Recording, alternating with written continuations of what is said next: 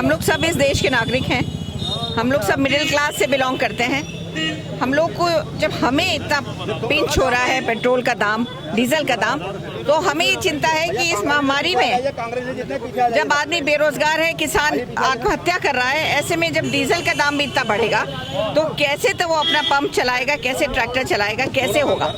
तो उसी चिंता में एक ऑपोजिशन के नाते हम लोगों ने आज एक ज्ञापन भेजा है चीफ मिनिस्टर को। हमने ज्ञापन भेजा है, हमारी एक कोशिश है, हम चेताएं इस सरकार को कि आप जो मनमानी चाहे नहीं कर सकते। हम ये आज ज्ञापन दिया है और दिया इसलिए है कि आप देख रहे हैं पिछले 23 दिनों से लगातार डीजल और पेट्रोल पर लगातार कीमतें बढ़ रही हैं और ये बेशर्मी के साथ रोज़ बढ़ा रहे हैं। आज पहली बार इतिहास में हुआ है कि पेट्रोल से आगे डीजल निकल गया 80 रुपये से भी ज़्यादा। मैं कहना ये चाहता हूँ कि मुझे समझ में नहीं आता कि जितने भी पड़ोसी देश हैं, चाहे वो श्रीलंका हो, चाहे पाकिस्तान हो, चाहे भूटान हो, इवन नेपाल हो और चाहे आपका बांग्लादेश हो, इन सब जगह देखिए 45 से लेकर 58 तक है कीमत।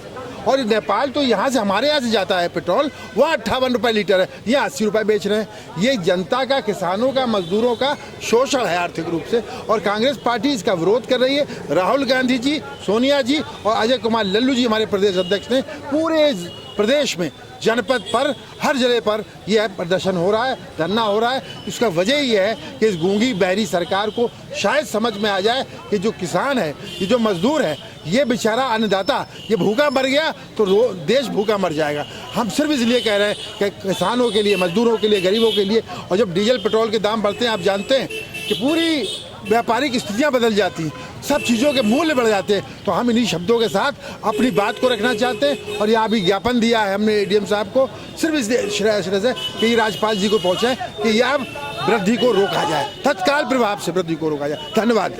ऐसा है, ये तो रोज़ाना सिलसिला चल रहा है। रोज़ाना ये इतने बेगैरत लोग हैं कि रोज़ाना रेट बढ़ा रहे हैं और हम लोग बराबर ज्ञापन दे रहे हैं। पब्लिक में इसकी डिमांड हो रही है कि भाई रेट बढ़ रहा है, लेकिन इनके ऊपर कोई फ़र्क नहीं पड़ रहा है क्योंकि ये इतने मक्कार लोग हैं और शायद इतिहास में ये पहला प्रधानमंत्री होगा जिसको इतनी गाली पड़ी होंगी।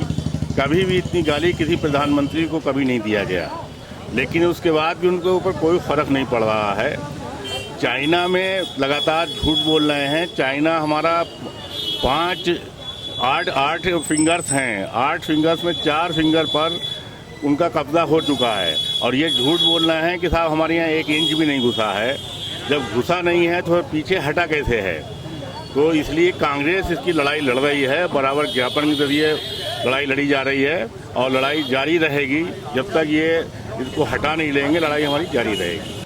जब मोदी सरकार को जनता ने समर्थन देकर सत्ता में बैठाने का काम किया था तो मोदी जी ने अच्छे दिन का वादा किया था, एक सपना दिखाया था, नारा देते थे बहुत ही महंगाई की बार, अब की बार मोदी सरकार। हम नारा देते हैं बहुत हो गई महंगाई की बार, अब नहीं चाहिए मोदी सरकार, नहीं चाहिए। क्योंकि देश की जनता के साथ जो धोखा, जिस तरीके से डीजल और पेट्रोल के दाम बार बार बढ़ाकर किए जा रहे हैं, वो कहीं ना कहीं जनता के हित के फैसले नहीं हो सकते।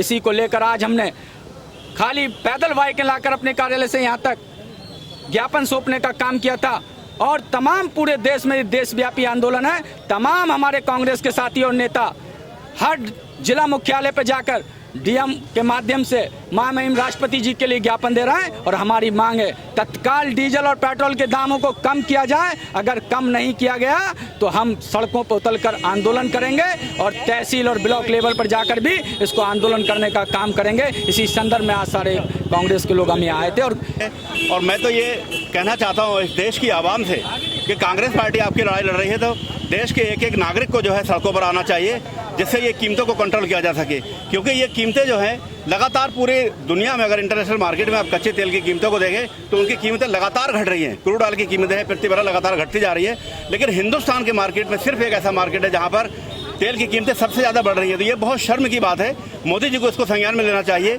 और मैं तो कहना चाहूँगा कि सुप्रीम कोर्ट को इसमें इंटरफेयर करना चाहिए कि इतने कीमतें ये बढ़ी हुई हैं, इनको तुरंत कंट्रोल करा जाए। क्योंकि एक तो वैसे ही कोविड-19 से पूरा देश परेशान है, त्राही मची हुई है। डीजल इतना महंगा है, आज किसानों खेतों में जो है रुपाई हो रही है, धान लगाया जा रहा है, डीजल की जरूरत है, बरसात नहीं हो पा रही है, इसलिए तेल बहुत महंगा मिल रहा है। तो किसानों की लागत नहीं निकल पाएगी जिस तरह से उन्होंने कंट्रोल रेट और जो चीज़ें दी है किसानों को, उनके जो मूल है, उनका फसलों का जो मूल है वो मूल भी प्राप्त नहीं हो पा रहा है और डीजल बहुत महंगा होने की वजह से ट्रांसपोर्टेशन बहुत महंगा हो रहा है। गुड्स को एक जगह से दूसरी जगह ले जाने में परेशानी हो रही है और ख़ास तौर से ट्रैक्टर वगैरह जो चलाने में, जो खेती बाड़ी में काम करने में बहुत ज़्यादा बाधा आ रही है। इसलिए मैं कहना चाहूँगा कि इस रेट को तुरंत से घटाया जाए